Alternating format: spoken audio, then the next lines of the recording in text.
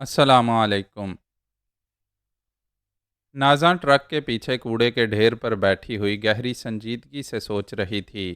اس کے باپ اور بھائی نے راجا کو اس سے دور کرنے کے لیے کیا کچھ نہیں کیا۔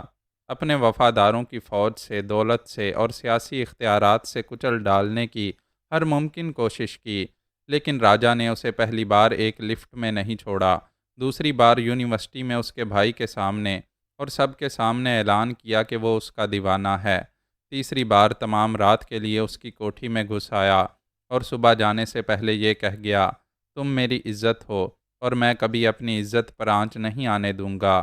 وہ جو کہتا تھا کر دکھاتا تھا۔ کاشف اکبر جو پورے ملک پر دھاک جمائے ہوئے تھا، راجا اس کے شکنجے سے اسے نکال لایا تھا۔ ایک عورت کیا چاہتی ہے؟ اپنا تحفظ، ایسا جو راجا نواز جیسا مرد ہی دے سکتا ہے۔ اس نے سوچا میں بہت مغرور رہی۔ میرے باپ دادا نے، میری دولت اور جاگیر نے یقین دلایا تھا کہ میں کبھی ٹوٹنے والی نہیں ہوں، دوسروں کو توڑنے والی ہوں، مگر حالات سمجھا رہے ہیں کہ عورت خواہ کتنی ہی ناقابل شکست ہو، اسے اپنے کسی ایک مرد کے سامنے راضی خوشی ٹوٹنا پڑتا ہے، اور میرا وہ مرد یہی ہے، ہاں یہی ہے۔ وہ کچرا گاڑی دو پہاڑیوں کے درمیان پہنچ کر رک گئی۔ وہاں بہت سے مزدور دور تک پھیلے ہوئے میدان میں کام کر رہے تھے۔ ٹرک کے ذریعے جو کچرا لا کر وہاں پھینکا جا رہا تھا، اسے دور تک پھیلا کر برابر کرتے تھے، پھر مشینوں کے ذریعے اسے مٹی میں دبا کر زمین کو ہموار کرتے تھے۔ انہوں نے زندگی میں پہلی بار کچرے کے ڈھیر میں ایک حسین و جمیل دوشیزہ کو دیکھا۔ وہاں کام کرنے والے تمام مزدوروں کے ہاتھ رک گئے۔ وہ حیرانی سے اسے دیکھتے ہوئے قریب آ رہے تھے۔ اس وقت راجا نواز اور اس کے مسلح ساتھیوں کی گاڑیاں بھی قریب آ گئیں۔ اسلحہ بردار لوگوں کو دیکھ کر تمام مزدور ٹرک پر چڑھ کر کچرا نیچے گرانے لگے۔ جب آدھا ٹرک خالی ہو گیا تو راجا نواز نے اپنے دونوں بازو آگے بڑھا کر نازاں سے کہا، نیچے آ جاؤ۔ وہ سر جھکائے ہوئے تھی۔ غریب کسانوں اور مزدوروں پر حکومت کرنے والی کسی سے نظر نہیں ملا رہی تھی۔ اس نے سر کے آنچل کو کھینچ کر گھونگھٹ بنا کر منہ چھپا لیا تھا۔ راجا نے اس کی طرف بازو بڑھائے تو پہلی بار دل نے کہا، یہ بازو میرے لیے ہتھیار بھی ہیں اور ڈھال بھی ہیں۔ وہ ٹرک سے نیچے اترنے کے لیے اس کے بازو میں آ گئی۔ اپنی دونوں باہیں اس کی گردن میں حمائل کرتے ہوئے اپنا منہ چھپا لیا۔ اس نے کہا، میں تمہارا دشمن نہیں ہوں اور نہ ہی کچرے میں ڈال کر تمہاری توہین کرنے کا ارادہ تھا۔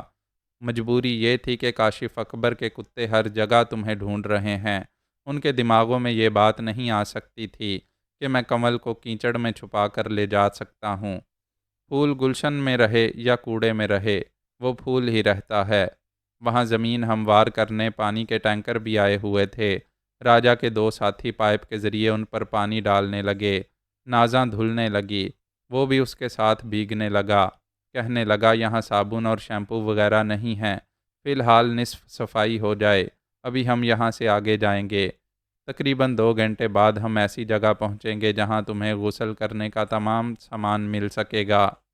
زیادہ دیر تک بھیگتے رہنے کے باعث بدن سے اور لباس سے کچرا دھل گیا، بو ختم ہو گئی، لیکن وہ گھن محسوس کر رہی تھی۔ راجا نے اسے اسی طرح بازوؤں میں اٹھائے کار کی اگلی سیٹ پر لا کر بٹھا دیا، پھر اسٹیئرنگ سیٹ پر آ کر اسے سٹارٹ کر کے آگے بڑھا دیا۔ اس کے مسلح ساتھی اپنی گاڑی میں اس کے پیچھے آنے لگے۔ وہ بھیگی ہوئی سر جھکائے بیٹھی تھی۔ گرمی کا موسم تھا، یوں بھیگے رہنے سے نقصان نہیں پہنچ سکتا تھا۔ راجا نے مین روڈ پر آ کر گاڑی کی رفتار بڑھاتے ہوئے کہا، تم یہ نہ سمجھنا کہ میں تمہیں جبراً لے جا رہا ہوں۔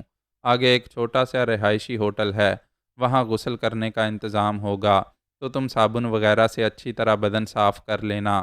تمہارے پاس دوسرا لباس نہیں ہے، میری اٹیچی سے میرا کوئی لباس پہن لینا، اس کے بعد تم جہاں کہو گی وہاں پہنچا دوں گا۔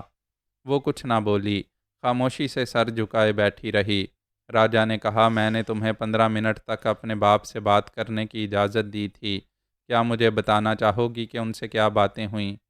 وہ بدستور سر جھکائے ہوئے بولی، بابا سائیں کو کاشف اکبر کی کمینگی کے بارے میں بتا دیا ہے، مگر تمہارے بابا سائیں مجھے اغوا کا مجرم سمجھ رہے ہوں گے۔ میں نے انہیں سچ بات سمجھانے کی کوشش کی ہے اور یہ بھی بتایا ہے کہ تم نے مجھے اس کے غنڈوں سے بچایا ہے۔ اب بابا سائیں یقین کریں یا نہ کریں، ان کی مرضی ہے۔ بہتر ہے تم ابھی ان سے فون پر باتیں کرو، ان سے کہو کہ تمہاری حفاظت کرنے والے کہاں ہیں۔ باپ اور بھائی کی موجودگی میں تمہیں اغوا کر لیا گیا، تم کراچی شہر میں محفوظ نہیں رہ سکو گی، کیا تمہیں تھر جا کر چھاچھروں والی حویلی میں رہنا چاہیے؟ میں ان سے کہہ چکی ہوں جب تک وہ کاشف اکبر کی پارٹی سے علیحدگی اختیار نہیں کریں گے میں ان کے پاس بھی واپس نہیں جاؤں گی۔ میں یقین سے کہہ سکتا ہوں تمہارے بابا سائیں اس پارٹی کو نہیں چھوڑیں گے۔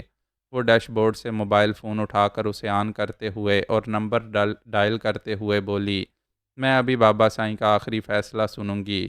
رابطہ ہونے پر اس نے بھائی جمال صالح کی آواز سنائی دی۔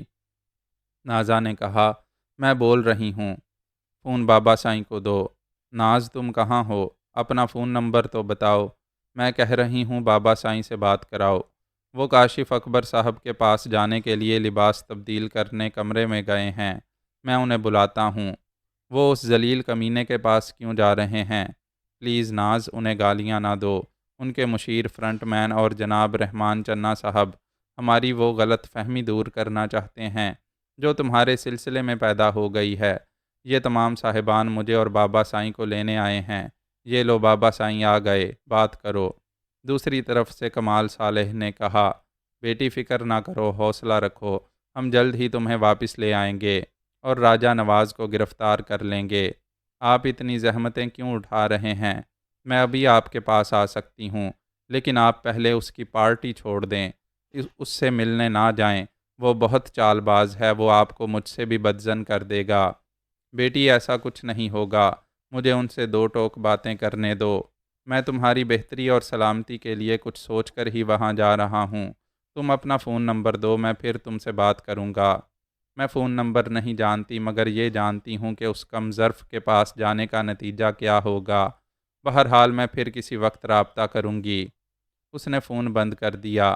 راجہ نے کہا، اچھا تو کاشف اکبر نے تمہارے بابا سائیں کو سمجھوتے کے لیے بلایا ہے۔ وہ انہیں ضرور یقین دلائے گا کہ تمہارے اغوا کا ذمہ دار میں ہوں۔ اس کے یقین دلانے سے کیا ہوتا ہے؟ اغوا ہونے والی میں ہوں، میں مجرم کو جانتی ہوں۔ پھر میں بابا سائیں سے کہہ چکی ہوں، وہ اس کی پارٹی نہیں چھوڑیں گے تو میں گھر واپس نہیں آؤں گی، گھر نہیں جاؤں گی۔ تو بتاؤ میں تمہیں کہاں پہنچاؤں؟ نازا نے اسے دیکھا، پھر اس کی طرف جھک کر اس کے بازو پر سر رکھ کر کہا، میں کہیں نہیں جاؤں گی، جہاں تم گھر بناؤ گے وہاں ساری زندگی گزار دوں گی۔ راجہ نواز نے خوش ہو کر ایک ہاتھ سے اسٹیئرنگ سنبھالا اور دوسرے ہاتھ کے حصار میں اسے سنبھال لیا۔ وڈیرا کمال صالح اپنے بیٹے کے ساتھ کاشف اکبر کی کوٹھی میں آیا۔ کاشف اکبر خود اس کے استقبال کے لیے کوٹھی سے باہر آیا، پھر اس سے بولا، پانی میں لاٹھی مارنے سے پانی الگ نہیں ہوتا، ہم کبھی الگ نہیں ہوں گے۔ آئیے ابھی میں دودھ کا دودھ اور پانی کا پانی کر دوں گا۔ وہ ایک وسیع و عریض ڈرائنگ روم میں آئے۔ اس کے مشیر فرنٹ مین اور رحمان چنا بھی وہاں پہلے سے موجود تھے۔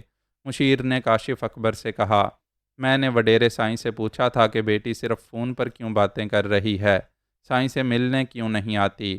کاشف اکبر نے کہا۔ کاشف اکبر نے پوچھا، وہ واپس نہ آنے کے سلسلے میں کچھ تو کہتی ہوگی۔ کمال صالح نے کہا، وہ اغوا کا الزام آپ پر لگا رہی ہے اور کہتی ہے جب تک میں آپ کی پارٹی سے علیحدگی اختیار نہیں کروں گا وہ واپس نہیں آئے گی۔ بیٹی نے کبھی آپ کی سیاست میں مداخلت نہیں کی، لیکن اب وہ امیر حمزہ اور راجہ نواز کے بہکانے سے گھر واپس آنے کے لیے سیاسی قسم کی شرط منوا رہی ہے۔ آپ موٹی عقل سے بھی سمجھ سکتے ہیں کہ میری سیاسی پوزیشن کو کمزور کرنے اور ہمارے آپ کے برسوں کے رشتے کو توڑنے کے لیے ایسا کیا جا رہا ہے۔ کمال صالح نے کہا، میں ایسی چالوں کو سمجھتا ہوں، لیکن میں نازاں کو بچپن سے جانتا ہوں، وہ مجھ سے کبھی جھوٹ نہیں بولتی، بہت صاف گو ہے، کسی کی ناراضگی کی پرواہ کیے بغیر صاف اور سیدھی بات کہہ دیتی ہے۔ کاشف اکبر نے کہا، آپ جانتے ہیں میں پہلے سیاست کو اہمیت دیتا ہوں، آپ سے مجھ کو بڑے سیاسی فائدے ہیں، آپ کے بغیر تو میں کچھ بھی نہیں ہوں۔ کیا میں دھوکہ دے کر آپ سے حاصل ہونے والے تمام فائدوں سے محروم ہو جاؤں گا؟ کیا ایک ذرا سی ہوس کی خاطر اقتدار کی کرسی چھوڑ دوں گا؟ ایک ملازم چاندی کی ایک خوبصورت سی صندوقچی اٹھا کر ان کے درمیان آیا، پھر اس صندوقچی کو سینٹرل ٹیبل پر رکھ کر چلا گیا۔ کاشف اکبر نے کہا، میں ایک بیٹی کے لیے باپ کے جذبات کو سمجھ رہا ہوں، آپ کا ذہن اس قدر الجھا ہوا ہے کہ آپ موجودہ حالات کو سمجھ نہیں پا رہے ہیں۔ ابھی آپ نے فرمایا ہے کہ آپ کی بیٹی آپ سے جھوٹ نہیں بولتی، اس کا صاف مطلب ہے کہ میں جھوٹ بول رہا ہوں۔ کمال صالح نے جلدی سے کہا، نہیں نہیں، میرے کہنے کا یہ مطلب نہیں تھا، میں دراصل یہ کہنا۔ کاشف اکبر نے بات کاٹ کر کہا، آپ اپنی بات کی وضاحت نہ کریں، میں ابھی سچ اور جھوٹ کا فیصلہ کر دیتا ہوں۔ دیکھیے، ہم سب مسلمان ہیں اور کلمہ گو ہیں۔ کمال صالح نے کہا، بے شک ہم مسلمان ہیں۔ مشیر نے کہا، بے شک نہ کہیں، الحمدللہ کہیں۔ کمال صالح نے کہا، الحمدللہ میں مسلمان ہوں۔ کاشف اکبر صوفے سے اٹھ کر سینٹر ٹیبل کے پاس آیا، پھر چاندی کی صندوقچی کو کھول کر ایک مخملی جزدان میں لپٹا ہوا کلام پاک نکالا، اسے چوم کر دونوں آنکھوں سے لگا کر بولا، میں خدا کو حاضر ناظر جان کر قرآن مجید کو ہاتھوں میں لے کر کہتا ہوں کہ میں نے نازاں کو اغوا نہیں کرایا ہے۔ آپ مسلمان ہیں، کیا اب آپ مجھ پر اعتماد کریں گے؟ کمال صالح نے صوفے سے اٹھ کر قریب آ کر کہا، بے شک مجھے آپ پر اعتماد ہے۔ تو پھر اس مقدس کتاب کو ہاتھوں میں لے کر کہیں کہ آپ کی طرف سے میرا دل صاف ہو گیا ہے، میں آپ کی سیاسی پارٹی سے کبھی علیحدگی اختیار نہیں کروں گا۔ وہ دونوں اس مقدس کتاب کو اپنے سینوں کے درمیان رکھتے ہوئے گلے ملنے لگے۔ پھر کاشف اکبر نے اسے چاندی کی صندوقچی میں رکھ کر بند کیا، دور کھڑے ہوئے ملازم کو اشارہ کیا، ملازم صندوقچی اٹھا کر واپس چلا گیا۔ دل سے قدورتیں دور ہو گئی تھیں، وہ سب آپس میں ہنسنے بولنے لگے۔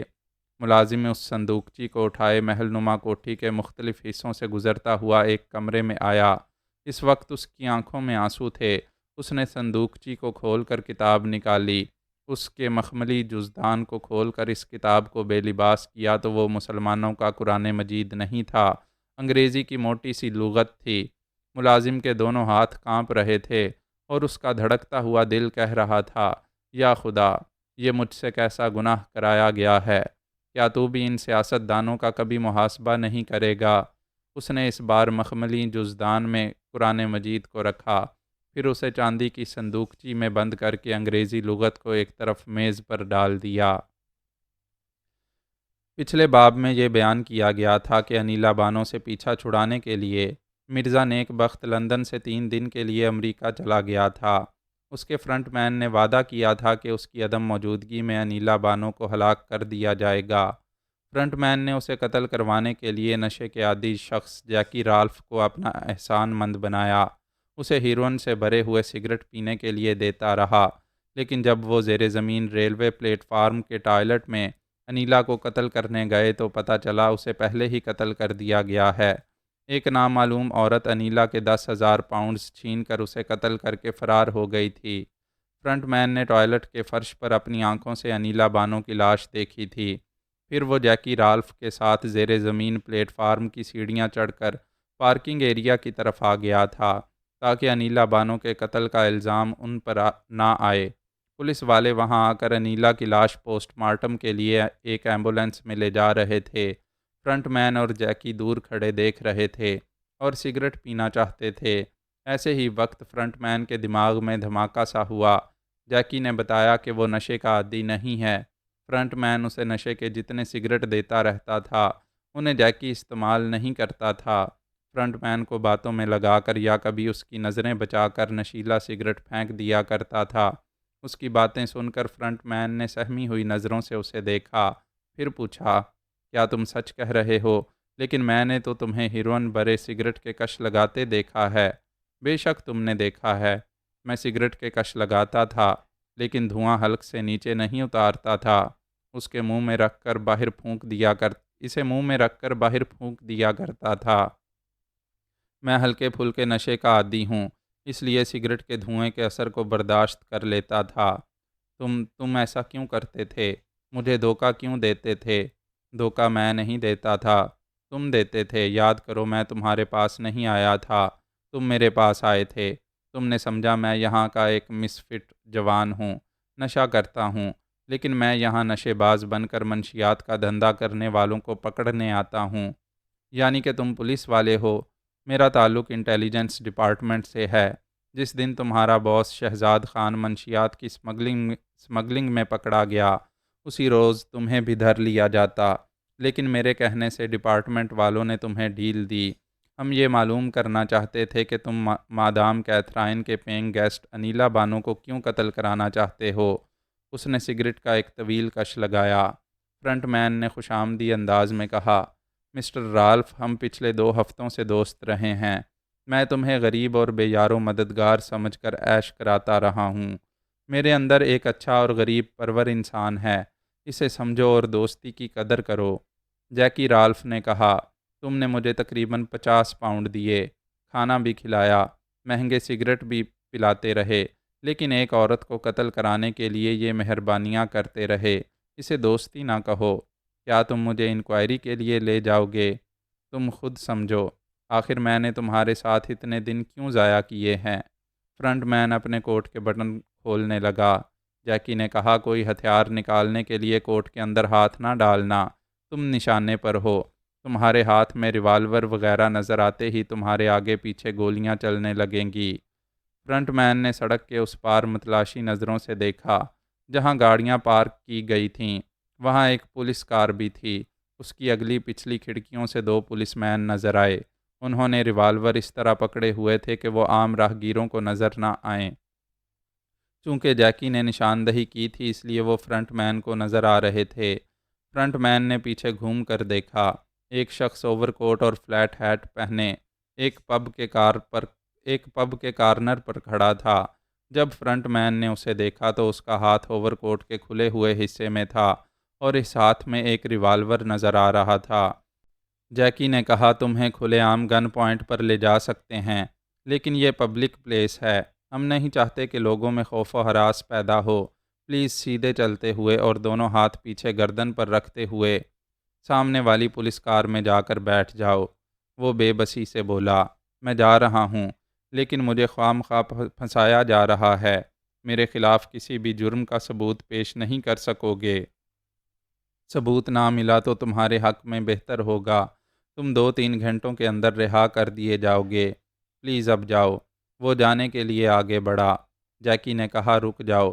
دونوں ہاتھ گردن پر رکھ کر نہیں جاؤ گے تو وہ تمہیں گولی مار دیں گے۔ میں انہیں سگنل دے چکا ہوں کہ تمہارے لباس میں ریوالور ہے۔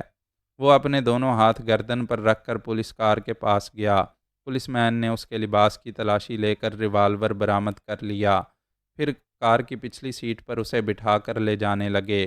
وہ جانتا تھا کہ اسے انٹیلیجنس ڈپارٹمنٹ کے ایک ایسے کمرے میں لے جایا جائے گا جہاں میز کے اطراف 2-4 جاسوس بیٹھے ہوں گے۔ اسے بھی ایک کرسی پر بٹھا دیا جائے گا۔ پھر اس سے طرح طرح کے سوالات کیے جائیں گے اور بڑے نفسیاتی انداز میں اس پر دباؤ ڈالا جائے گا۔ اس نے بھی گھاٹ گھاٹ کا پانی پیا ہوا تھا۔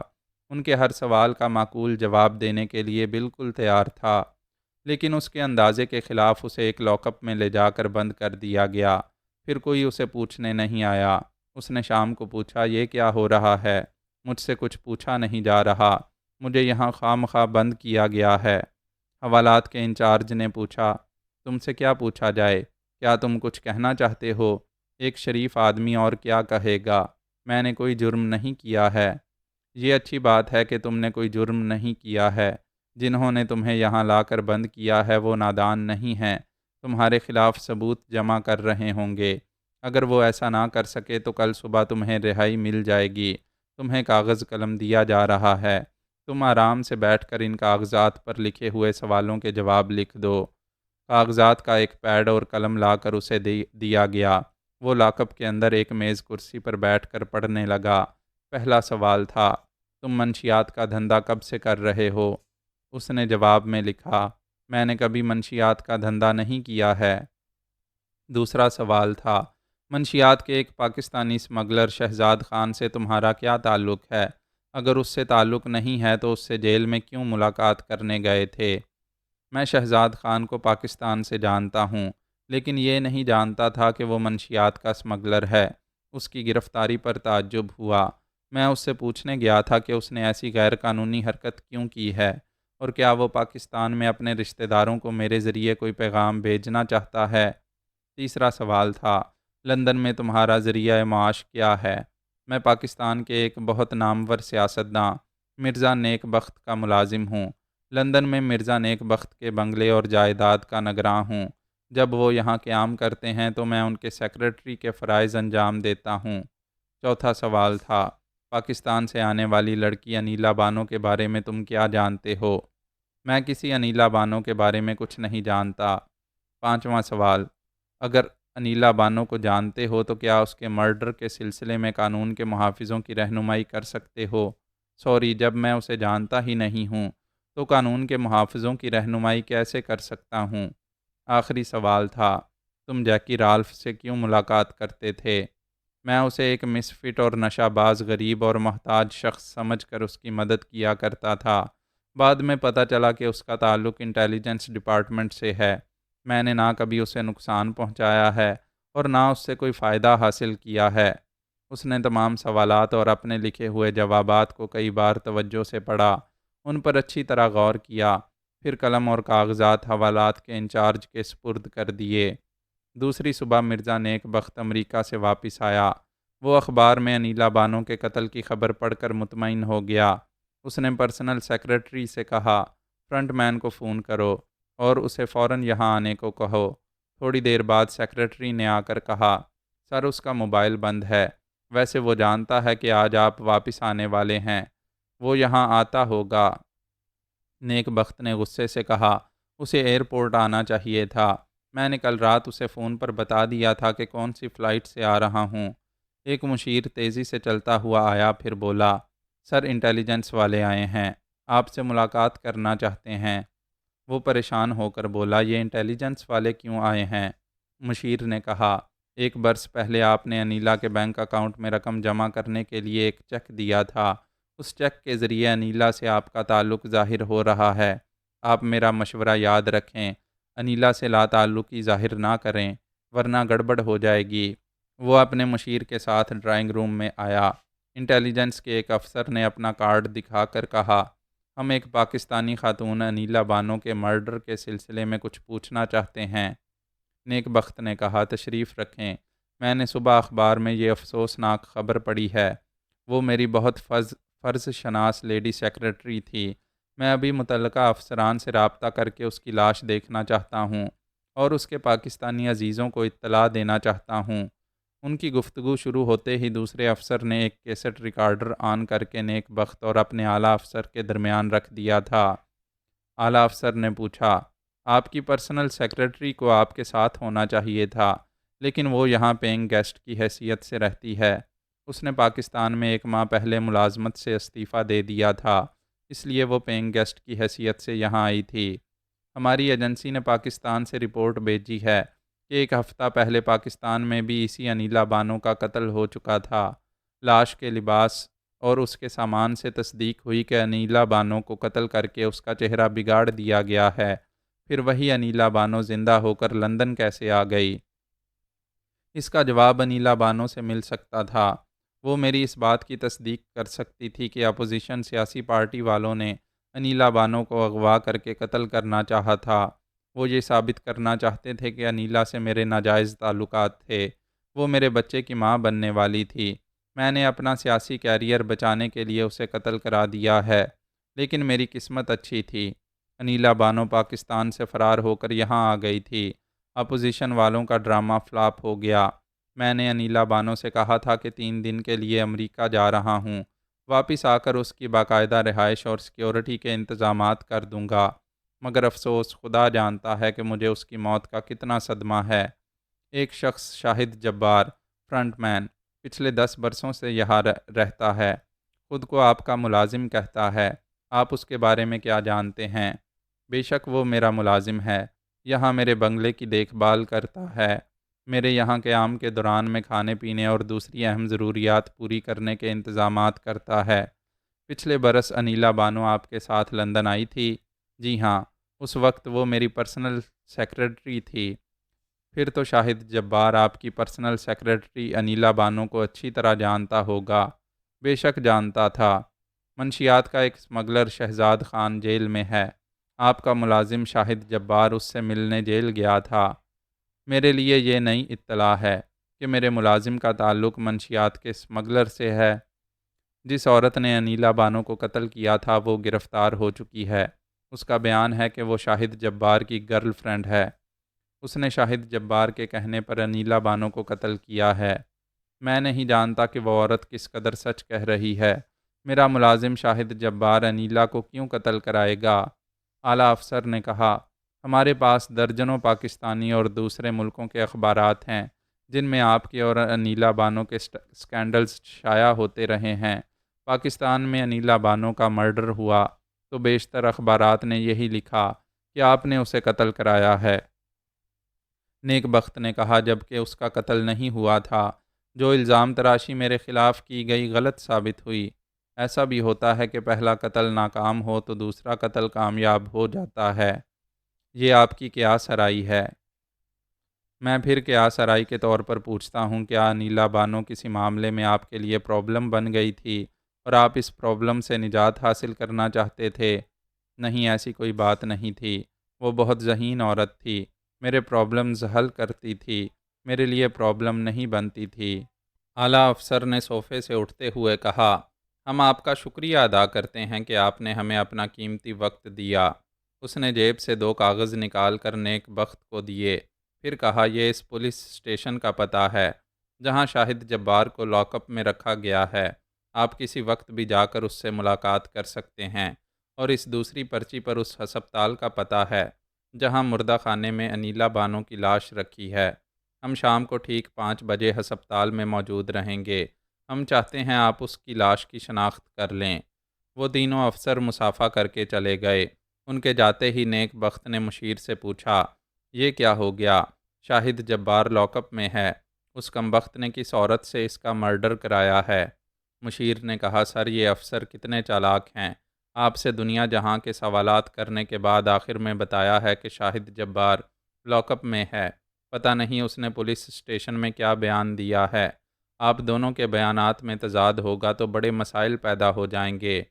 مرزا نیک بخت نے موبائل کے ذریعے خفیہ ہاتھ کی خفیہ ایجنسی سے رابطہ کیا، پھر کہا، انیلا بانو مرڈر کیس میں میرے فرنٹ مین کو لاک اپ میں رکھا گیا ہے اور مجھے اس کیس میں الجھانے کی کوششیں کی جا رہی ہیں۔ میں یہاں مقدمے کی پیشیاں بھگتنے کے لیے نہیں رہ سکوں گا۔ مجھے جلد ہی پاکستان واپس جانا ہے اور نیک نامی کے ساتھ جانا ہے۔ آپ مرڈر کے وقت امریکہ میں تھے، آپ پر پابندیاں عائد نہیں کی جا سکیں گی۔ آپ کے پاکستان واپس جانے کے لیے NOC حاصل کر لی جائے گی۔ یہ معلوم کریں کہ آپ کے فرنٹ مین نے کیا بیان دیا ہے۔ آپ دونوں کے بیانات متضاد ہوں گے تو فرنٹ مین کو مرڈر کیس میں لٹکا دیا جائے گا۔ مرزا نیک بخت نے موبائل کو بند کیا، پھر مشیر کو بتایا کہ ایجنسی والے کیا کر سکتے ہیں۔ ہمیں ابھی جا کر شاہد جبار سے ملنا چاہیے۔ وہ دونوں ایک کار میں بیٹھ کر پولیس اسٹیشن کی طرف روانہ ہو گئے۔ اسی وقت موبائل فون کا بزر سنائی دیا۔ نیک بخت نے اسے آن کر کے پوچھا، ہیلو، کون؟ دوسری طرف سے امیر حمزہ کی آواز سنائی دی۔ نیک بخت ایک دم سے بوکھلا گیا۔ دوسری طرف سے آواز آ رہی تھی، تم لاکھوں کروڑوں میں میری آواز پہچان سکتے ہو، کیا اپنا نام بتاؤں؟ نیک بخت نے اپنے مشیر کو دیکھتے ہوئے کہا، جناب حمزہ صاحب، آپ کا نام تو دل پر لکھا ہے۔ کیا آپ لندن میں ہیں؟ بس ابھی پہنچا ہوں۔ مادام کیتھرائن کے بنگلے میں گیا تو پتہ چلا انیلا بانو پچھلی رات سے نہیں آئی ہے۔ پھر تو وہ تمہارے ساتھ ہوگی۔ نہیں حمزہ صاحب، میں بھی صبح کی فلائٹ سے امریکہ سے واپس آیا ہوں۔ یہاں پہنچتے ہی معلوم ہوا ہے کہ اسے ایک عورت نے قتل کر دیا ہے۔ امیر حمزہ نے گرجتے ہوئے کہا، کیا بکواس کر رہے ہو؟ کس عورت نے اسے قتل کیا ہے؟ تم اسے یہاں چھوڑ کر امریکہ کیوں گئے تھے؟ میں تمہیں وارن کرتا ہوں، مجھ سے کوئی ڈرامہ کرو گے تو یہاں سے تمہاری لاش پاکستان جائے گی۔ مجھے بتاؤ اس کی لاش کہاں ہے؟ نیک بخت نے ہسپتال کا نام بتا کر کہا، وہاں انٹیلیجنس والے شام کو 5 بجے آئیں گے۔ ان کی موجودگی میں ہمیں اس کی لاش دکھائی جائے گی۔ ٹھیک ہے، تم نے آج تک مجھے نہیں دیکھا، آج دیکھو گے۔ میں شام کو ہسپتال آؤں گا۔ اگر میں نے اس کی لاش دیکھی تو سمجھو کل صبح تک دنیا والے تمہاری لاش دیکھیں گے۔ دوسری طرف سے فون بند ہو گیا۔ نیک بخت کو لندن کی سردی میں پسینہ آ رہا تھا۔ امیر حمزہ اس طرح گرج کر بول رہا تھا کہ مشیر احمد علی نے بھی اس کا چیلنج سنا تھا۔ وہ پریشان ہو کر بولا، یہ عذاب یہاں کیسے نازل ہو گیا؟ پہلے تو مرڈر کیس سے بچنے کی بات تھی، اب اس امیر حمزہ سے جان چھڑانے کا مسئلہ ہے۔ نیک بخت نے پھر خفیہ ہاتھ کی ایجنسی سے رابطہ کیا اور کہا، میں کل صبح تک زندہ نہیں رہوں گا۔ امیر حمزہ شام کو 5 بجے ہسپتال آ کر انیلا بانو کی لاش دیکھے گا تو مجھے زندہ نہیں چھوڑے گا۔ دوسری طرف سے پوچھا گیا، کیا واقعی امیر حمزہ وہاں انیلا کی لاش دیکھنے آئے گا؟ ہاں، ایک بار اس کی ہلاکت غلط ثابت ہوئی تھی۔ اس بار وہ آنکھوں سے اس کی لاش دیکھ کر یقین کرنا چاہتا ہے۔ پھر تو آپ ناحق پریشان ہو رہے ہیں۔ ہم تو برسوں سے اس موقع کا انتظار کر رہے ہیں۔ وہ ایک بار افغانستان میں ہم سے بچ نکلا تھا، آج ہسپتال میں نہیں بچے گا۔ ہم اسے بھی مردہ خانے میں پہنچائیں گے، آپ اطمینان رکھیں۔ خفیہ طور پر آپ کی سیکیورٹی کا بھی انتظام رہے گا۔ نیک بخت مطمئن نہیں رہ سکتا تھا، مگر کسی حد تک اس کی تسلی ہو گئی تھی۔ وہ پولیس اسٹیشن پہنچے۔ انٹیلیجنس والوں نے وہاں کے انچارج سے کہہ دیا تھا کہ نیک بخت آئے تو اسے شاہد جبار سے ملنے دیا جائے۔ وہ آہنی سلاخوں کے پیچھے ایک کرسی پر سر جھکائے بیٹھا ہوا تھا۔ مرزا نیک بخت اور مشیر احمد علی کو دیکھ کر وہ فوراً کھڑا ہو گیا۔ سلاخوں کے پاس آ کر بولا، سر مجھے یقین تھا آپ مجھے ضمانت پر رہا کرانے آئیں گے۔ نیک بخت نے پوچھا، تم نے یہاں کیا بیان دیا ہے؟ وہ بتانے لگا کہ تحریری طور پر سوالات کیے گئے تھے، اس نے ان کے جوابات لکھ کر دیے ہیں۔ وہ اپنے لکھے ہوئے جوابات سنانے لگا۔ نیک بخت نے غصے سے پوچھا، تم نے یہ کیوں لکھا کہ انیلا بانو کو نہیں جانتے ہو؟ وہ میری پرسنل سیکریٹری کے طور پر پچھلے سال میرے ساتھ یہاں آئی تھی، پھر تم میرے فرنٹ مین ہو کر اسے کیسے نہیں جانتے ہو؟ مشیر نے پوچھا، تم نے کس عورت سے انیلا کو قتل کرایا تھا؟ وہ عورت گرفتار ہو چکی ہے۔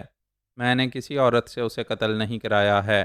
میں نے ایک نشہ کرنے والے سے یہ کام لینا چاہا تو پتہ چلا کہ وہ نشہ کرنے والا انٹیلیجنس ڈپارٹمنٹ کا ایک جاسوس ہے، اسی نے مجھے اس حوالات میں پہنچایا ہے۔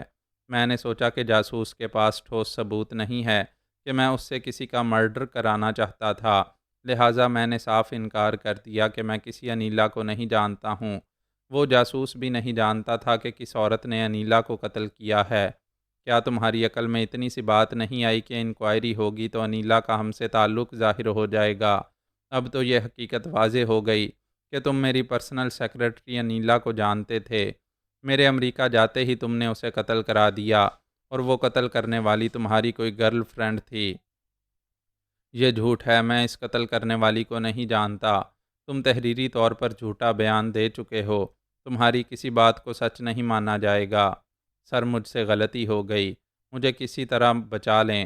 احمد علی صاحب، آپ بہت ذہین ہیں، سر کو بڑی ذہانت سے مشورے دیتے ہیں، پلیز آپ مجھے بچانے کی تدبیر کریں۔ مشیر نے کہا، تم ہمارے وفادار ہو، ہم تمہیں ضرور بچائیں گے۔ سر ہم چلیں، دوسرے ضروری کاموں سے بھی نمٹنا ہے۔ وہ دونوں شاہد جبار کو جھوٹی تسلیاں دے کر پولیس اسٹیشن سے باہر آ گئے۔ مشیر نے کار میں بیٹھتے ہوئے کہا، سر اس کے احمقانہ بیان سے آپ پر آنچ بھی نہیں آئے گی۔ آپ یہاں کے سراغ رسانوں کو آئندہ جو بیان دیں گے وہ فرنٹ مین شاہد جبار کے خلاف ہوگا۔ آپ شبہ ظاہر کریں گے کہ شاہد جبار فرنٹ مین کی نیت انیلا پر خراب ہو گئی تھی، یا انیلا کو معلوم ہو گیا تھا کہ وہ آپ کی غیر موجودگی میں اسمگلر شہزاد خان کے لیے کام کرتا ہے۔ انیلا کی زبان بند کرنے کے لیے اس نے اسے قتل کرایا ہے۔ نیک بخت نے کہا، واقعی جب میں یہاں نہیں رہتا ہوں تو وہ منشیات کا دھندا کرتا ہے۔ کم بخت نے یہ نہیں سوچا کہ کبھی گرفتار ہوگا تو میرے سیاسی کیریئر پر آنچ آئے گی۔ اسے سزا ضرور ملنی چاہیے۔ انیلا مرڈر کیس میں اسے پھانسنے سے میری جان چھوٹ جائے گی۔ انٹیلیجنس کے وہ تینوں سراغ رساں پولیس اسٹیشن کے ایک کمرے میں بیٹھے ہوئے تھے۔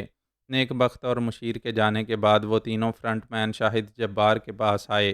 ایک اعلیٰ افسر نے اسے چند کاغذات دکھا کر کہا، تم سے ان کاغذات پر چند سوالات کیے گئے تھے اور تم نے ان کے جوابات اپنے ہاتھ سے لکھے۔ ہمارا خیال ہے تم ان جوابات میں کچھ تبدیلیاں کرنا چاہو گے۔ وہ ہچکچاتے ہوئے بولا، مسٹر نیک بخت میرے لیے ایک وکیل کی خدمات حاصل کریں گے۔ میں وکیل سے مشورہ کر کے آپ کے سوالات کے جوابات دے سکوں گا۔ ہم یہاں تمہارے خلاف کوئی قانونی کارروائی کرنے نہیں آئے ہیں۔ تم سے اہم معلومات حاصل کرنے کے لیے تمہیں کسٹڈی میں رکھا گیا ہے۔ تم سے وہی سوالات کیے جائیں گے جن سے تمہارا تعلق ہے۔ دوسرے سراغ رساں نے کہا، اگر ہم یہ پوچھیں کہ تم کب پیدا ہوئے تھے تو تم ہی اپنی تاریخ پیدائش بتاؤ گے، تمہارا وکیل نہیں بتائے گا۔ اسی طرح تم ہی بتا سکتے ہو کہ مسٹر نیک بخت کو یہ کیوں نہیں معلوم تھا کہ تم منشیات کے اسمگلر کے لیے کام کرتے ہو۔ میں جواب لکھ چکا ہوں کہ اسمگلر شہزاد خان کے دھندے سے میرا کوئی تعلق نہیں تھا۔ ایک سراغ رساں نے کہا، ہم نے شہزاد خان سے بھی اسی طرح تحریری بیان لیا ہے۔ اس کے بیان کے مطابق تم لندن میں اس کے مال کے سپلائر ہو۔ اس کا گواہ ہمارا ایک جاسوس جیکی رالف بھی ہے۔ تمہاری اور شہزاد خان کی وہ گفتگو بھی ریکارڈ کی گئی ہے جب تم اس سے جیل میں ملاقات کرنے گئے تھے۔ دوسرے سراغ رساں نے کہا، اتنے ثبوت اور گواہ کے باوجود تم یہ کہتے ہو کہ شہزاد خان کے منشیات کے دھندے سے تمہارا کوئی تعلق نہیں تھا، تو پھر کاغذ پر یہی لکھ دو۔ مگر ایک بات یاد رکھو، تمہارے جوابات میں جتنی سچائی ہوگی اتنی ہی کم سزا ہوگی۔ اعلیٰ افسر نے کہا، میں ڈپارٹمنٹ کے ڈائریکٹر جنرل سے تمہیں یہ تحریری سند دوں گا کہ تم سلطانی گواہ ہو۔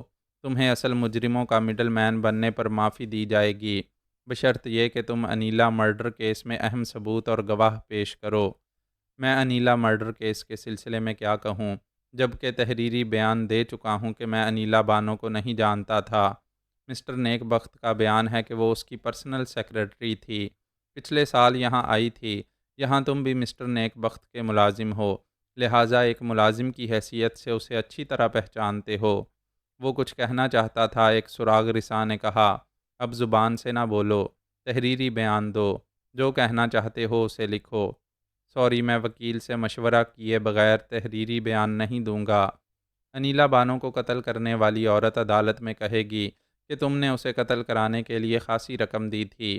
مسٹر نیک بخت سے سوال کیا جائے گا تو ان کا جواب یہی ہوگا کہ ان کے امریکہ جاتے ہی پتہ نہیں کیوں تم نے اسے قتل کرا دیا۔ ہو سکتا ہے منشیات کے دھندے میں انیلا بانو تمہارے لیے پرابلم بن گئی ہو۔ دوسرے جاسوس نے کہا، مسٹر نیک بخت ایسے ملازم کے لیے وکیل نہیں دیں گے جو انہیں دھوکہ دے کر منشیات کا دھندا کرتا رہا ہو۔ تیسرے جاسوس نے کہا، ذرا سوچو اور غور کرو، تم ہر پہلو سے گرفت میں آنے والے ہو۔ مسٹر نیک بخت پر ایک ذرا بھی آنچ نہیں آئے گی۔ وہ پریشان ہو کر بولا، کیا مجھے ٹیلی فون کی سہولت مل سکتی ہے؟ میں مسٹر نیک بخت سے کچھ ضروری باتیں کرنا چاہتا ہوں۔ افسر نے رسٹ واچ پر دیکھ کر کہا، 40 منٹ کے بعد وہ ہسپتال سے انیلا بانو کی لاش دیکھنے جائیں گے، تمہیں بھی وہاں لے جایا جا رہا ہے۔ افسر نے تھانہ انچارج سے کہا کہ وہ شاہد جبار کو اپنی کسٹڈی میں ہسپتال لے آئیں، وہیں اس قاتل عورت کو بھی پیش کیا جا رہا ہے۔ وہ تینوں سراغ رساں وہاں سے چلے گئے۔ ہسپتال کے مردہ خانے کے قریب ایک کمرے میں انیلا کی لاش تمام متعلقہ افراد کو دکھانے کا اہتمام کیا گیا تھا۔ لاشیں سرد مردہ خانوں میں رکھی جاتی ہیں، وہاں سے ایسی جگہ نہیں لے جائی جاتیں جہاں اے سی کا مخصوص منفی ٹمپریچر کم نہ ہو۔ یہ بات کسی کے ذہن میں نہیں آئی کہ انیلا کی لاش اس کمرے میں کیوں لائی جائے گی۔ نیک بخت کا ذہن اس مسئلے میں الجھا ہوا تھا کہ کس طرح اس قتل کا الزام فرنٹ مین شاہد جبار کے سر پر تھونپ دیا جائے۔ پھر دل میں یہ خوف سمایا ہوا تھا کہ وہاں امیر حمزہ پہلی بار اس کے روبرو ہونے والا ہے۔ خفیہ ایجنسی والوں نے اسے یقین دلایا تھا کہ امیر حمزہ وہاں سے زندہ نہیں جا سکے گا، گویا ہسپتال کے اس حصے میں گولیاں چل سکتی تھیں، خون خرابہ ہو سکتا تھا۔ اس بار امیر حمزہ کو مار ڈالنے کے لیے بہت کچھ کیا جا سکتا تھا۔ پولیس والے شاہد جبار کو اس کمرے میں بٹھا کر چلے گئے تھے۔ تھوڑی دیر بعد نیک بخت اپنے مشیر احمد علی کے ساتھ آیا۔ شاہد جبار نے اپنی جگہ سے اٹھ کر سلام کیا۔ نیک بخت نے کہا، میں جواب میں وعلیکم السلام نہیں کہوں گا کہ اس کا مطلب ہوگا کہ تم پر بھی سلامتی ہو، اور تم پر سلامتی نہیں ہونی چاہیے۔ سر، یہ آپ کیا کہہ رہے ہیں؟ تم نے آج تک مجھ سے یہ بات کیوں چھپائی کہ تم منشیات کا دھندا کرتے ہو؟ انٹیلیجنس والوں کے پاس یہ تمام ثبوت موجود ہیں کہ تم یہاں منشیات سپلائی کرتے رہے ہو، شہزاد خان سے بھی ملنے جیل گئے تھے۔ سر، میں انکار نہیں کروں گا، آپ کی خفیہ ایجنسی والے میرے خلاف ثبوت پیش کر سکتے ہیں۔ خفیہ ایجنسی کی بات نہ کرو، انیلا بانو کو تمہارے اس خفیہ دھندے کا علم ہو گیا تھا، تم نے اس کی زبان بند رکھنے کے لیے اسے قتل کرا دیا۔ سر، آپ یہ کیا کہہ رہے ہیں، جبکہ آپ جانتے ہیں کہ اسے کس لیے قتل کیا؟ بکواس مت کرو، میں کیسے جان سکتا ہوں، جبکہ میں امریکہ میں تھا۔ آپ اسی لیے امریکہ چلے گئے تھے کہ مشیر نے کہا خاموش رہو، یہ تمام باتیں عدالت میں کہو، کوئی تمہاری بات کا یقین نہیں کرے گا۔ تم نے ایک طرف نمک حرامی کی، اپنے مالک کی لا علمی میں غیر قانونی دھندا کرتے رہے، پھر مالک کی پرسنل سیکرٹری کو بھی قتل کرا دیا۔ ایک بونا شخص کمرے میں داخل ہوا، ایک پولیس افسر اس کے ساتھ تھا۔ اس نے کہا مسٹر نیک بخت، اس کمرے میں انیلا بانو سے تعلق رکھنے والوں کو آنے کی اجازت ہے، مگر یہ شخص آپ سے ملنے کے لیے بضد ہے۔ نیک بخت نے اس 3 فٹ کے شخص سے پوچھا، تم مجھ سے کیوں ملنا چاہتے ہو؟ وہ بولا، یہ بتانے کے لیے کہ امیر حمزہ آ چکا ہے۔ نیک بخت نے گھبرا کر مشیر کو دیکھا، پھر بونے سے پوچھا، مسٹر حمزہ کہاں ہیں؟ پہلے آپ ان افسر صاحب کو رخصت کریں، پھر مجھے بیٹھنے کی اجازت دیں، اس کے بعد باتیں ہوں گی۔ نیک بخت نے پولیس افسر سے کہا، آپ کا شکریہ، مجھے ان سے کچھ بات کرنی ہے، آپ جا سکتے ہیں۔ افسر چلا گیا۔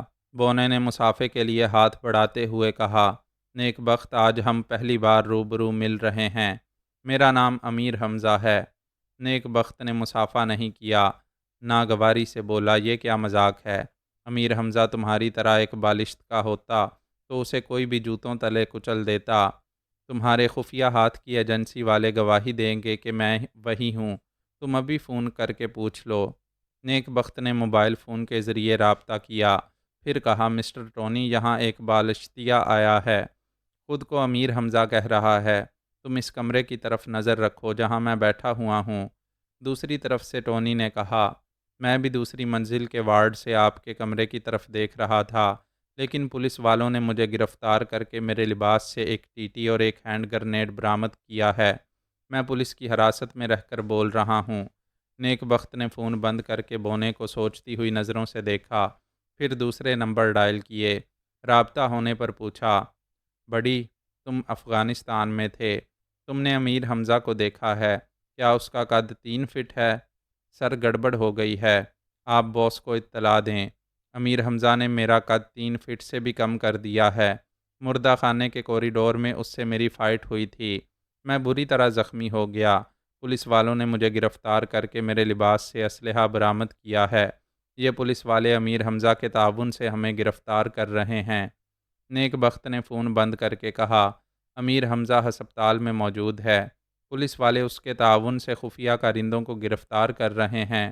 مشیر نے دھیمی آواز میں کہا، بہت گہری چالیں چلی جا رہی ہیں، ہمیں انیلا کی لاش دکھانے کے لیے بڑی دیر سے بٹھایا گیا ہے، کوئی پولیس اور انٹیلیجنس والا ادھر نہیں آ رہا ہے، یقیناً وہ سب امیر حمزہ کے ساتھ مصروف ہیں۔ شاہد جبار کہا لگانے لگا۔ نیک بخت نے غصے سے کہا، یو شٹ اپ۔ وہ بولا، غصہ نہ دلاؤ، اب میں تمہارا ملازم نہیں ہوں، تمہیں گرگٹ کی طرح رنگ بدلتے ہوئے دیکھ لیا ہے، اب میں ایک ایک بات سچ کہوں گا کہ تم نے انیلا بانو کو قتل کرانے کی ذمہ داری مجھے دی تھی اور خود امریکہ چلے گئے تاکہ تم پر اس کے قتل کرانے کا الزام نہ آئے۔ تمہیں جو بکواس کرنا ہے عدالت میں کرتے رہنا، ابھی چپ ہو جاؤ، مجھے سمجھنے دو کہ امیر حمزہ کیا کر رہا ہے۔ بونے نے کہا، میں تو کچھ بھی نہیں کر رہا ہوں۔ You shut up. Shut up کہنے سے میرا نام نہیں بدل جائے گا، کیا جس کا قد چھوٹا ہوتا ہے اس کا نام امیر حمزہ نہیں ہوتا؟ تمہارے باپ کا نام بھی امیر حمزہ نہیں ہو سکتا، ظاہر ہے باپ بیٹے کا نام کبھی ایک نہیں ہوتا۔ نیک بخت دانت پیس کر اسے دیکھنے لگا۔ مشیر نے کہا، اب آپ خاموشی اختیار کریں، کسی کو فون بھی نہ کریں، ہو سکتا ہے یہاں خفیہ مائک نصب کیے گئے ہوں۔ اس کمرے میں تھوڑی دیر خاموشی رہی، پھر بونے نے کہا، تم اپنے ملک کے بہت بڑے سیاستداں ہو، تمہارا مشیر بھی بہت ذہین اور چال باز ہوگا، لیکن ایک بہت ہی معمولی سی بات تمہاری سمجھ میں نہیں آ رہی۔ نیک بخت کچھ کہنا چاہتا تھا، مشیر نے اس کے ہاتھ پر ہاتھ رکھ کر کہا، پلیز اس کی چال سمجھیں، یہ آپ کو کچھ کہنے پر اکسا رہا ہے۔ بونے نے کہا، نیک بخت، آج کے بعد اس مشیر کی چھٹی کر دینا، یہ تمہیں معمولی بات نہیں سمجھا پا رہا کہ مردہ خانے میں لاشوں کو ایک مخصوص ٹھنڈک میں رکھا جاتا ہے، کسی بھی لاش کو وہاں سے باہر لاتے ہی ٹمپریچر بدل جاتا ہے، اس لاش کی فوراً تدفین نہ ہو تو اس میں تعفن پیدا ہو جاتا ہے، ابھی تو اس لاش کے سلسلے میں لمبا مقدمہ چلے گا، اس کی تدفین کی فوری اجازت نہیں دی جائے گی، پھر تم لوگوں سے یہ کیوں کہا گیا ہے کہ لاش کی شناخت کے لیے اسے اس کمرے میں لایا جائے گا؟ نیک بخت اور مشیر سوالیہ نظروں سے ایک دوسرے کو دیکھنے لگے۔ بونے کی یہ بات ان کے دماغوں میں چبھنے لگی۔ شاہد جبار نے سر کھجاتے ہوئے کہا، واقعی ہمیں مردہ خانے میں لے جا کر اس کی لاش دکھائی جا سکتی تھی، پر ہمیں یہاں کیوں بٹھایا گیا ہے؟ بونے نے کہا، اپنے اپنے اعمال پر غور کرنے کے لیے۔ نیک بخت نے کہا، کیا ہیں ہمارے اعمال؟ ہم نے کوئی جرم نہیں کیا ہے۔ بونے نے کہا، اگر انیلا بانو زندہ ہوتی تو وہ بتا سکتی تھی کہ اسے قتل کرانے میں تمہارا ہاتھ ہے، لیکن نیک بخت، پاکستانی سیاستدانوں کی بدبختی یہی ہے کہ انہیں اکثر ان کے مشیر لے ڈوبتے ہیں۔ یہ مشیر حضرات عارضی مفادات حاصل کرنے کی تدابیر پیش کرتے ہیں، لیکن یہ نہیں سمجھاتے کہ وہ آئندہ جا کر ڈوبنے والے ہیں۔ مشیر احمد علی نے کہا، تم میرے پیچھے کیوں پڑ گئے ہو؟ اس لیے کہ تم نے نیک بخت کو سمجھانے والی بات نہیں سمجھائی۔ جب شاہد جبار حوالات میں یہ کہہ چکا تھا کہ جس جیکی رالف کے ذریعے انیلا کو قتل کرانا چاہتا تھا وہ دراصل جاسوس تھا، تو پھر بھی تمہاری عقل میں یہ بات نہیں آئی کہ جیکی رالف نے پہلی فرصت میں انیلا بانو کی حفاظت کے انتظامات کیے ہوں گے۔ اس کی بات ختم ہوتے ہی کمرے کا دروازہ کھلا۔ نیک بخت، مشیر احمد علی اور شاہد جبار ایک دم سے اچھل کر کھڑے ہو گئے۔ کھلے ہوئے دروازے پر انیلا بانو کھڑی تھی، اس کے پیچھے ایک عورت اور جیکی رالف بھی تھا۔ انٹیلیجنس کے دوسرے سراغ رساں ایک ایک کر کے اندر آ رہے تھے۔ انیلا بانو نے شاہد جبار کو دیکھتے ہوئے کہا، تم نے مجھے قتل ہوتے دیکھا تھا۔ میں نے ٹوائلٹ کے فرش پر دم توڑتے ہوئے کہا تھا ایک عورت میرا پرس اور 10,000 پاؤنڈ لے گئی ہے۔ شاہد جبار نے کہا، ہاں ہاں ہاں، مگر نہ میں نے تمہیں قتل کرنے کی کوشش کی تھی، نہ تمہارے 10,000 پاؤنڈ لے گیا تھا۔ انیلا کے پیچھے کھڑی ہوئی عورت نے آگے آ کر ایک چاقو دکھاتے ہوئے کہا، میں نے اس چاقو سے انیلا کو قتل کیا تھا۔ اس عورت نے وہ کھلا ہوا چاقو اپنے سینے میں گھونپ لیا۔ چاقو کا لمبا پھل اس کے سینے کے اندر گیا، لیکن دراصل وہ پھل چاقو کے کھوکھلے دستے کے اندر گیا تھا۔ اس عورت نے دستے کو سینے سے ہٹایا، پھل دستے کے اندر سے باہر نکل آیا۔ وہ بولی، ایسے چاقو تھیٹروں اور فلموں میں استعمال ہوتے ہیں۔ تم نے انیلا کو جس خون میں ترپتر دیکھا تھا وہ انسانی نہیں، ایک جانور کا تھا۔ جیکی رالف نے شاہد جبار سے کہا، تم نے مجھے انیلا کو قتل کرنے کی آفر دی تھی، میں اسی دن تمہیں گرفتار کرا سکتا تھا، لیکن اصل قاتل تک یا قتل کرانے والے تک پہنچنے کے لیے یہ ڈرامہ کرنا پڑا۔ کیا اب تم سچ بولو گے کہ انیلا بانو کو کون قتل کرانا چاہتا تھا؟ شاہد جبار نے نیک بخت کی طرف اشارہ کرتے ہوئے کہا، یہ انیلا بانو کی عزت سے کھیلنے کے بعد اس سے شادی نہیں کرنا چاہتے تھے، اور یہ شادی کے لیے باضد تھیں۔ ان سے پیچھا چھڑانے کے لیے مجھ سے کہا کہ یہ 3 دنوں تک شادی کی بات ٹال دینے کے لیے ضروری کام کا بہانہ کر کے امریکہ چلے جائیں گے، اس دوران میں انہیں قتل کرا دوں۔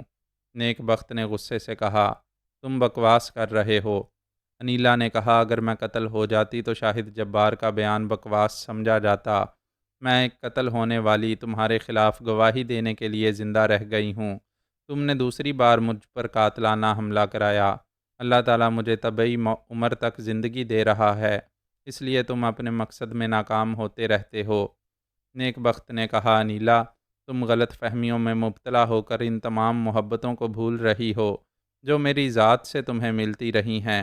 میں نے وعدہ کیا تھا کہ امریکہ سے واپس آتے ہی تم سے کورٹ میرج کروں گا، اور اب بھی یہی کہتا ہوں۔ ہم کل ہی شادی کے لیے کورٹ میرج میں درخواست دیں گے۔ ہاں، 1 ہفتے کے اندر تمہیں مجھ سے شادی کرنی ہی ہوگی۔ میں تمہارا پیچھا نہیں چھوڑوں گی۔ مجھ پر 2 بار قاتلانہ حملے ہوئے، اس سلسلے میں قانونی کارروائی نہیں کروں گی۔ یہ حمزہ صاحب کی پیش گوئی ہے کہ تم قانونی کارروائی سے بچ نکلو گے۔ انٹیلیجنس کے اعلیٰ افسر نے انیلا سے کہا، مسٹر حمزہ نے ہم سے 1 گھنٹہ پہلے کہا تھا کہ نیک بخت مکھن سے بال کی طرح نکل جائے گا اور ہم ان کے خلاف کوئی ایکشن نہیں لے سکیں گے۔ آدھا گھنٹہ پہلے امریکی اور برطانوی سفارتی سطح پر معاملات طے ہو چکے ہیں۔ مسٹر نیک بخت کے خلاف کوئی بھی قانونی کارروائی اس لیے نہیں ہوگی کہ انیلا بانو پر قاتلانہ حملے کے وقت وہ امریکہ میں تھا۔ اگر انیلا بانو چاہیں تو پہلے قاتلانہ حملے کے سلسلے میں پاکستان جا کر قانونی چارہ جوئی کر سکتی ہیں۔ مجھ پر پاکستان میں جو حملہ ہوا اس کا کوئی عینی شاہد نہیں ہے، اور جب نیک بخت کتے کی موت مرے گا تو اس کا بھی کوئی عینی شاہد نہیں ہوگا، لہٰذا اسے بھی میری طرح طبعی عمر تک جینے کے لیے مجھ سے شادی کرنی ہوگی۔ ایک صحت مند اور قداور شخص انیلا کے پاس آ کر کھڑا ہو گیا۔ نیک بخت اسے توجہ سے دیکھنے لگا۔ جب وہ بولا تو نیک بخت سہم سا گیا، کیونکہ وہ امیر حمزہ تھا، انٹیلیجنس کے اعلیٰ افسر سے کہہ رہا تھا۔ اپنے اصلی مجرم تک پہنچنے کے لیے بڑی ذہانت سے یہ ڈرامہ پلے کیا تھا۔ آپ اپنے مقصد میں کامیاب بھی رہے، لیکن میں نے پہلے ہی کہہ دیا تھا کہ مجرم اپنے انجام کو اس طرح نہیں پہنچے گا جس طرح ہم اسے پہنچانے والے ہیں۔ اعلیٰ افسر نے کہا، میں چاہوں گا کہ آئندہ یہاں انتقامی یا کسی بھی طرح کی غیر قانونی کارروائی نہ کی جائے۔ امیر حمزہ نے کہا، میں ہمیشہ قانون کی بالادستی قائم رکھتا ہوں۔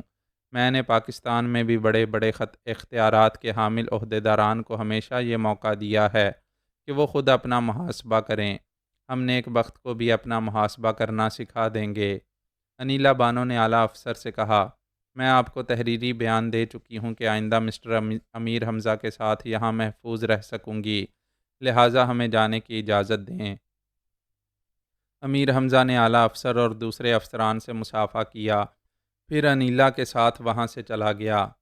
ایک افسر نے آگے بڑھ کر شاہد جبار کو ہتھ کڑی پہناتے ہوئے کہا، انیلا مرڈر کیس تو سیاست کے کھاتے میں چلا گیا، تمہیں منشیات کا دھندا کرنے کے الزام میں گرفتار کیا جا رہا ہے۔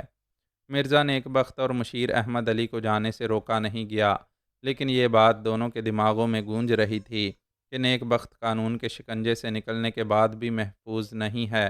انیلا نے ایسی قوت حاصل کر لی تھی کہ نیک بخت کو مشکل ترین حالات سے بچانے والا خفیہ ہاتھ بھی اسے امیر حمزہ کے محاسبے سے نہیں بچا سکے گا۔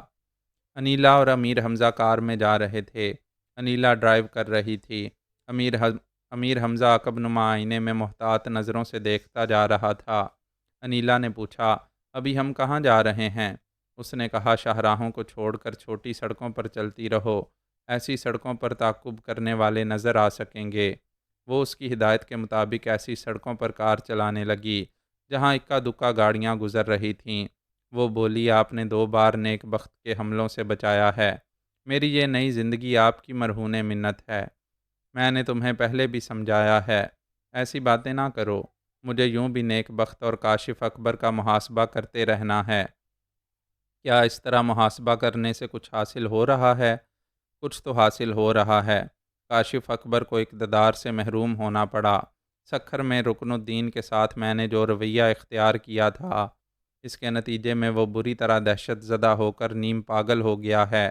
ان لوگوں کے ساتھ ایسا سلوک کیا جاتا رہے گا تو انہیں رفتہ رفتہ تسلیم کرنا پڑے گا کہ وہ قانون کو کھلونا بنا کر کھیلتے ہیں، پھر بھی کسی نہ کسی طرح سزا پاتے ہیں۔ آپ بہت مصروف رہتے ہیں، پتہ نہیں کب پاکستان چلے جائیں، پھر میرا کیا بنے گا؟ اسے دباؤ میں رکھنے کے لیے میں نے مشورہ دیا ہے کہ اس سے شادی کر لو، جائز طور پر شریک حیات بن کر اسے اچھی طرح ہینڈل کر سکو گی۔ اسی اثناء میں موبائل فون کا بزر بج اٹھا۔ امیر حمزہ نے موبائل فون کا ایک بٹن دبا کر اسے کان سے لگا کر کہا، ہاں میں بول رہا ہوں، کیا خیریت ہے؟ جی ہاں، پہلے ایک گاڑی آپ کے تعاقب میں تھی، ہم نے سائلنسر لگے ہوئے ریوالور سے اس کے ایک پہیے کو بیکار کر دیا ہے۔ ولنگٹن اسٹریٹ سے 10 منٹ پہلے ایک کار نکلی تھی، وہ بڑی دیر سے آپ کے تعاقب میں ہے۔ میں اور 10 منٹ تک تصدیق کروں گا، وہ بھی دشمن کی کار ہوئی تو اسے تعاقب کے قابل نہیں چھوڑا جائے گا۔ اس نے فون بند کر دیا۔ انیلا نے پوچھا، کیا یہ نیک بخت کے آدمی ہوں گے؟ نیک بخت اور اس کے آدمی اتنے فاسٹ نہیں ہیں، یہ خفیہ ہاتھ کی ایجنسی والے ہیں۔ یہ سانپوں کی طرح اپنے بل سے نکلتے چلے آ رہے ہیں، معلوم ہوتا ہے آج آپ کا پیچھا نہیں چھوڑیں گے۔ میں ایک مدت کے بعد منظر عام پر آیا ہوں، ابھی کاشف اکبر کی ایجنسی والے بے خبر ہیں، ورنہ وہ بھی مجھ پر چڑھ دوڑتے۔ پھر فون سے رابطہ کیا گیا، دوسری طرف سے کہا گیا، سر ہم نے دوسری گاڑی کو بھی بیکار کر دیا ہے۔ شاباش، اب ہم ڈنر کے لیے شیریٹن جا رہے ہیں، وہاں میرے لیے دوسری کار پہنچا دیں، دشمنوں کو پتہ نہیں چلے گا کہ میں نے گاڑی تبدیل کی ہے۔ اس کے بعد تم لوگ بھی جا کر آرام کرو۔ گاڑی تبدیل ہونے کے بعد میں کسی کی نظروں میں آئے بغیر اپنے بنگلے میں پہنچ جاؤں گا۔ اس نے فون بند کیا۔ وہ 20 منٹ کے بعد ہوٹل شیریٹن کے احاطے میں پہنچ گئے۔ ایک جگہ کار پارک کر کے وہ ہوٹل کے اندر آئے۔ ڈائننگ ہال میں کئی عورتیں، مرد، بچے اور بوڑھے مختلف میزوں پر تھے۔ کئی میزیں خالی بھی تھیں۔ وہ دونوں ایک میز کے اطراف میں آ کر بیٹھ گئے۔ ایک ویٹر نے انہیں کھانے کا مینیو لا کر دیا۔ انیلا نے پوچھا، حمزہ صاحب، آپ کیا پسند کریں گے؟ میں بہت کم کھاؤں گا، تم کچھ بھی منگوا لو۔ ویسے تمہارے کھانوں کا انتخاب اچھا ہے۔ آج تمہاری پسند کا لنچ بھی بہت اچھا تھا۔ انیلا نے کھانے کا آرڈر دیا، پھر ویٹر کے جانے کے بعد کہا، کیا میں ذاتی سا سوال کروں؟ کیا پوچھنا چاہتی ہو؟ کیا آپ تنہا زندگی گزار رہے ہیں یا کہیں بیوی بچے ہیں؟ میں بالکل تنہا ہوں۔ زندگی میں ایک لڑکی پسند آئی تھی، وہ بھی میری شریک حیات بننا چاہتی تھی۔ انہی دنوں میں افغانستان چلا گیا۔ خفیہ ہاتھ کی ایجنسی والے میری جان کے دشمن بن گئے۔ ان کے اعلی کار نے رات کی تاریکی میں کسی اور کو ہلاک کر کے اسے پہاڑ کی بلندی سے پستی کی طرف پھینک دیا۔ مجھے کچھ عرصے روپوش رہنا پڑا تاکہ دشمنوں کو میری موت کا یقین آ جائے۔ پھر تو آپ پاکستان واپس آئے ہوں گے اور اپنی پسند کی شادی کی ہوگی۔ نہیں، جس سے میں شادی کرنا چاہتا تھا اس نے مجھے مردہ سمجھ کر دوسرے سے شادی کر لی۔ دنیا میں ایک لڑکی تو نہیں ہے انیلا، میری موجودہ زندگی میں کسی بیوی بچے کی گنجائش نہیں ہے۔ ابھی تمہارے ساتھ ہوں، کل صبح اپنے بستر پر مردہ پایا جا سکتا ہوں۔ میں ہمیشہ دشمنوں پر غالب نہیں آ سکتا، کبھی دشمن بھی غالب آ سکتے ہیں۔ پھر میں کسی کو آج بیوی بنا کر کل اسے بیوہ کیوں بناؤں؟ اگر کوئی آپ کی شخصیت سے متاثر ہو کر بیوگی کی پرواہ نہ کرے، آپ کے ساتھ جتنی زندگی ملے اسے گزارنا چاہے تو میں سختی سے انکار کر دوں گا۔ میں کبھی شادی نہیں کروں گا۔ اگر کوئی گرل فرینڈ بن کر رہنا چاہے تو میری خفیہ رہائش گاہ کا علم کسی کو نہیں ہوتا۔ کسی کو گرل فرینڈ بنانے کا مطلب یہ ہوگا کہ وہ میری رہائش گاہ سے واقف ہو جائے، اور میں کسی کی رہائش گاہ میں جا کر وقت نہیں گزارتا۔ لیکن آج آپ نے کہا ہے کہ ہمارے لیے ایک بنگلے کا انتظام ہو چکا ہے۔ تم نے پولیس والوں کو تحریری بیان دیا ہے کہ میرے ساتھ محفوظ رہو گی، اس لیے میں نے ان کے سامنے یہی کہا ہے کہ ہمارے لیے ایک بنگلے کا انتظام ہو چکا ہے، ورنہ وہ بنگلہ صرف تمہارے لیے ہے۔ میں تمہیں وہاں پہنچا کر اپنی خفیہ رہائش گاہ میں چلا جاؤں گا۔ انیلا کچھ مایوس ہو گئی۔ ویٹر میز پر کھانے کی ڈشیں لا کر رکھنے لگا۔ انیلا کے ٹھیک پیچھے والی میز پر مراد چنگیزی کے ساتھ بیٹھا ہوا تھا۔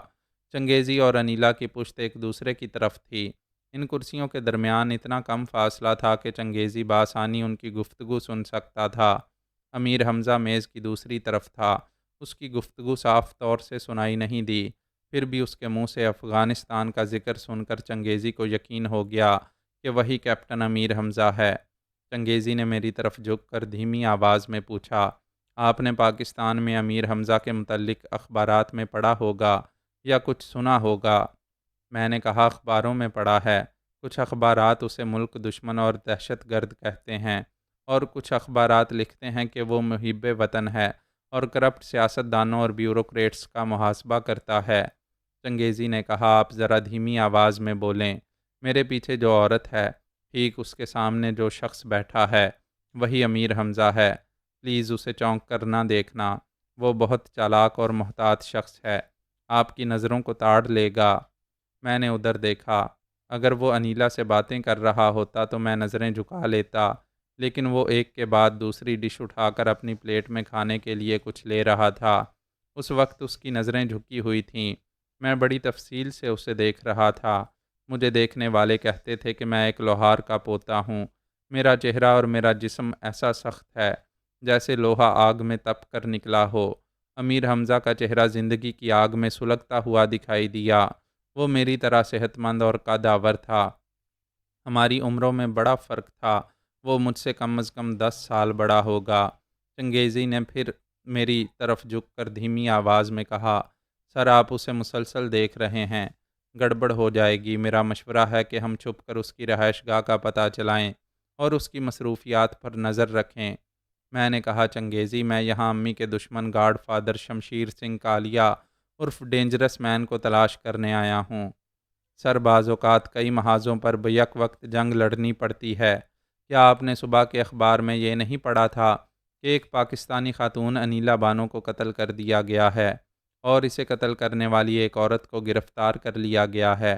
ہاں، میں نے پڑھا تھا۔ پھر یہ کہ جو انیلا بانو قتل ہو چکی ہے وہ زندہ ہے اور میرے پیچھے بیٹھی ہوئی ہے۔ کیا؟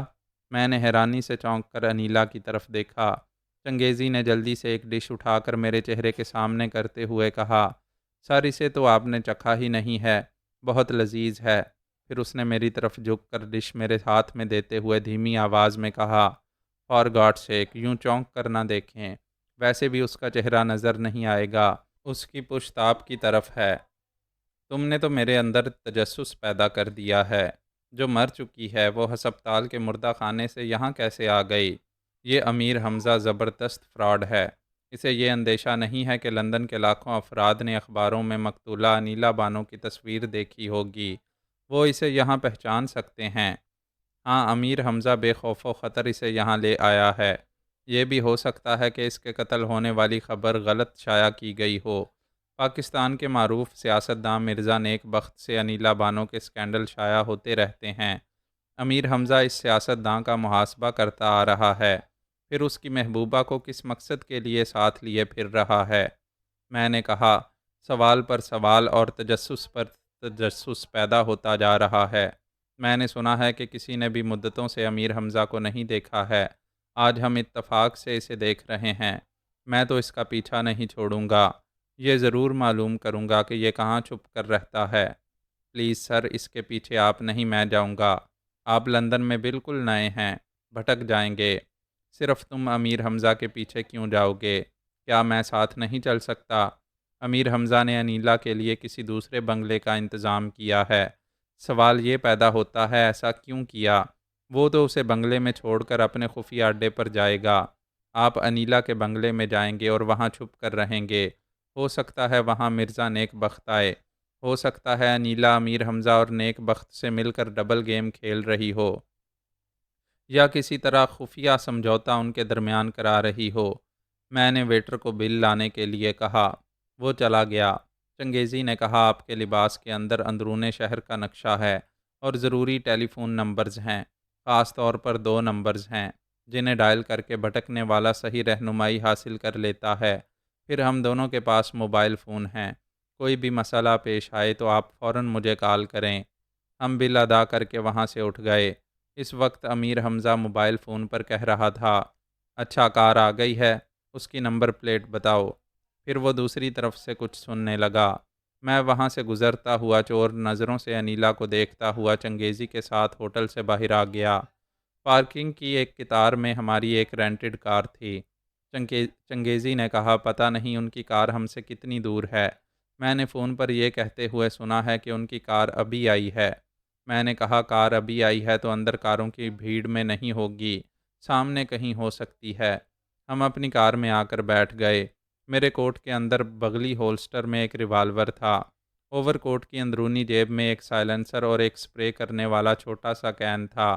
اس میں ایسی دوا تھی جسے سپرے کر کے کسی بھی مخالف کو بے ہوش کیا جا سکتا تھا۔ ہمیں تقریباً آدھے گھنٹے تک انتظار کرنا پڑا، پھر وہ دونوں ہوٹل سے باہر آتے ہوئے دکھائی دیے۔ انہیں دیکھتے ہی چنگیزی نے کار سٹارٹ کی۔ ان کی کار پارکنگ ایریا کے بالکل قریب تھی۔